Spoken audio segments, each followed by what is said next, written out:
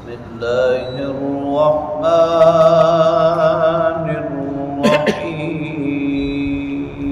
إن الصفا والمروة من شعائر الله فمن حج البيت أو اعتمر فلا جناح عليه أن يطوف بهما ومن تطوع خيرا فإن الله شاكر عليم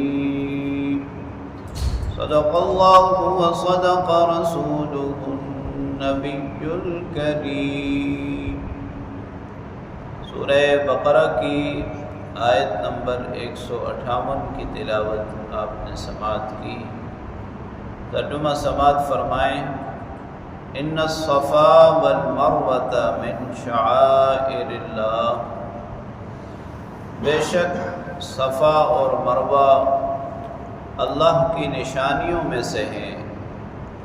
فمن حج البیت، جو شخص بیت اللہ کا حج کرے، او اعتمر یا عمرہ ادا کرے، فلا جناح علیہ ان یطوف بہما، اس پر کوئی حرج نہیں ہے کہ ان کا چکر لگائے۔ ومن تطوع خیرا، اور جو شخص کوئی عبادت کرے، فإن اللہ شاکر علیم، بے شک اللہ تعالی قدردان ہیں، جاننے والے ہیں۔ سیدنا ابراہیم علیہ السلام اپنی اہلیہ سیدہ حاجرہ اور اپنے صاحبزادے سیدنا اسماعیل علیہ السلام کو اللہ کے حکم پر اس بے آب و گیا سرزمین میں چھوڑ گئے۔ تھوڑے دنوں بعد جب ان کے پاس سامان ختم ہو گیا، حتیٰ کہ پانی بھی ختم ہو گیا، تو پانی کی تلاش میں اماں ہاجرہ نے ان دونوں پہاڑیوں کے کئی چکر لگائے۔ اللہ تعالیٰ کو یہ ادا اتنی پسند آئی کہ اللہ رب العالمین نے اسے حج و عمرہ کے ارکان میں شمار کر دیا۔ جب شریعت محمدیہ میں صفا و مروہ کی سعی کا حکم ہوا تو اس سے پہلے ان دونوں پہاڑیوں پر مشرکین مکہ نے بت رکھے ہوئے تھے۔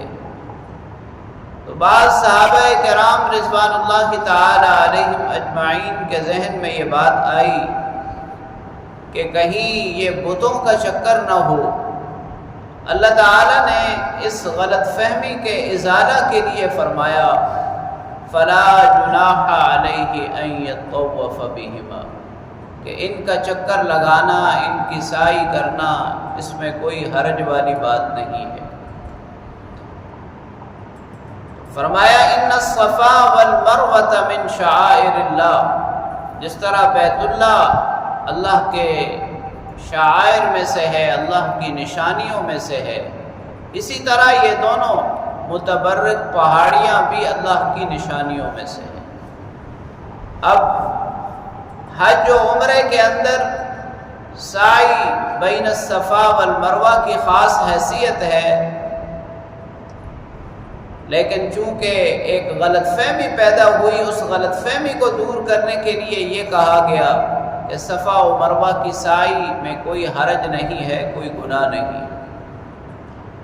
اور پھر اللہ تعالی نے اس غلط فہمی کو ختم فرما دیا، اور اماں ہاجرہ کے یہ چکر قیامت تک تمام اہل اسلام، تمام مؤمنین لگاتے رہیں گے، اور اللہ رب العالمین ان کو اس پر اجر و ثواب عطا فرماتے رہیں گے۔ اللہ کریم سے دعا ہے اللہ تعالی ہمیں بھی دین کی کامل اتباع کی توفیق نصیب فرمائے، کلام پاک کو پڑھنے، سمجھنے، اس پر عمل کرنے کی توفیق نصیب فرمائے۔